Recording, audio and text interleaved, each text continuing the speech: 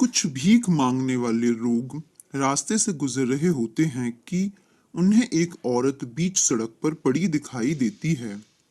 वो उसके पास जाकर देखते हैं कि एक बच्चा भी उसके पास में लेटा हुआ है। वो उसको टटोल कर देखते हैं, लेकिन वो मरी हुई है। वो सोचते हैं कि शायद बच्चा होने के बाद वो मरी होगी। देखने में तो काफी अच्छे परिवार की लग रही है, पर उनको इन सब से कोई मतलब नहीं है। वो अपने रास्ते जाने लगते हैं।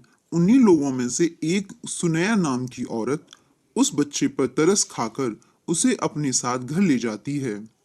सुनैया के पास अपना कोई बच्चा नहीं है, इसीलिए वो उस बच्चे से बहुत प्यार करती है और बहुत प्यार से रखती है। उसका पति बग्गा हमेशा दारू पीकर रहता है और उससे मार पिटाई करता है। सुनैया बच्चे को गुल्लू कहकर बुलाती है। बच्चा तो सुनैया ले आई, लेकिन उसके दूध का इंतजाम कैसे करेगी? अभी वो नवजात शिशु है, तो दूध के अलावा कुछ और खा नहीं सकता। सुनैया परेशान है।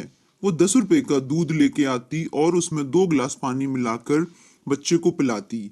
ऐसे ही धीरे धीरे 1 महीना गुजर गया। अब सुनैया बच्चे को अपने साथ भीख मांगने के लिए लेकर जाती है, तो लोग उस बच्चे पर तरस खाकर कभी बिस्किट दे देते तो कभी कपड़े। गुल्लू अब बड़ा हो रहा है, थोड़े दूध से उसका पेट नहीं भरता, तो सुनैया उसे चावल कूटकर बनाकर खिलाती। ऐसे ही गुल्लू धीरे धीरे 1 साल का हो गया।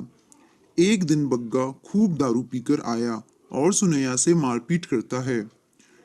सुनैया गंभीर रूप से घायल हो जाती है और उसका इलाज न होने के कारण वो 8 दिन के अंदर मर जाती है। बग्गा और दारू पीना शुरू कर देता है। जो कुछ सुनैया के पास पैसे थे, वो सब कुछ खर्च कर देता है। जग्गा बच्चे को लेकर दूसरे शहर चला जाता है। वहीं उससे सड़क किनारे फटे कपड़े पहनाकर बिठा देता है। लोग उस पे दया कर कर उसको पैसे देकर जाते हैं। उनसे खुद दारू पीता है। गुल्लू रोता चिल्लाता है, लेकिन उसकी सुनने वाला कोई नहीं। बग्गा उसे शहर शहर लेके घूमता, मारता, ताकि वो रोए और लोग उसे ज्यादा पैसे दें। खुद तो पेट भर खाना खाता, लेकिन गुल्लू को एक बार ही खाना देता, ताकि बच्चा कमजोर दिखे। अगर बच्चा कमजोर दिखेगा तो लोग उस पर ज्यादा तरस खाकर और पैसे देंगे, चाहे सर्दी हो या गर्मी।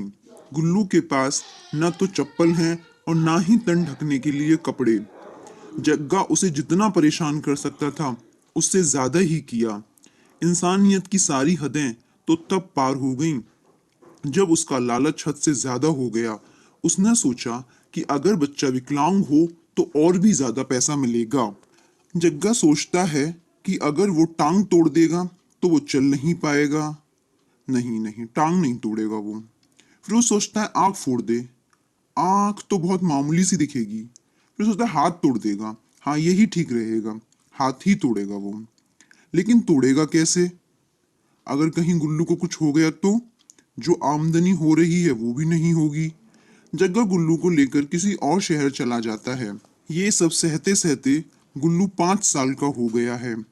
इन सालों में उसने भर पेट खाना कब खाया, ये तो उसे याद भी नहीं। एक फूंक मार दो तो 4 पटक खाएगा, इतना कमजोर हो रहा है। पूस की कड़ाके की सर्दी में एक कपड़ा पहनकर कहीं भी सो जाता है। जेठ की चिलचिलाती धूप में नंगे पांव वो लोगों की तरफ आशा भरी निगाहों से देखता है कि काश कि कोई उसे भरपेट खाना दे दे। अब तो उसका सब्र भी जवाब दे चुका है। वो इतना रोया है कि उसके आंसू उसकी गालों पर लकीरें बनकर उभर रहे हैं। जग्गा उसे जिस शहर में लेकर जाता है, वहां मेला लगा होता है, जिसमें जग्गा गुल्लू को झूले के पास खड़ा कर देता है भीख मांगने के लिए, कि अचानक झूला टूट जाता है, जिससे वहां भगदड़ मच जाती है। और इसी भगदड़ में गुल्लू और जग्गा एक दूसरे से बिछड़ जाते हैं। जग्गा गुल्लू को ढूंढने की बहुत कोशिश करता है। आसपास सभी जगह दिखता है, लेकिन उसको गुल्लू कहीं नहीं मिलता। गुल्लू रोते रोते एक पार्क में पहुंच जाता है और वहीं सो जाता है। थोड़ी देर बाद एक आदमी आता है और गुल्लू को अपने साथ ले जाता है। वो आदमी कौन है और गुल्लू को कहाँ लेकर गया है। जानने के लिए हमारे साथ बने रहिए और हमारे चैनल को सब्सक्राइब करिए।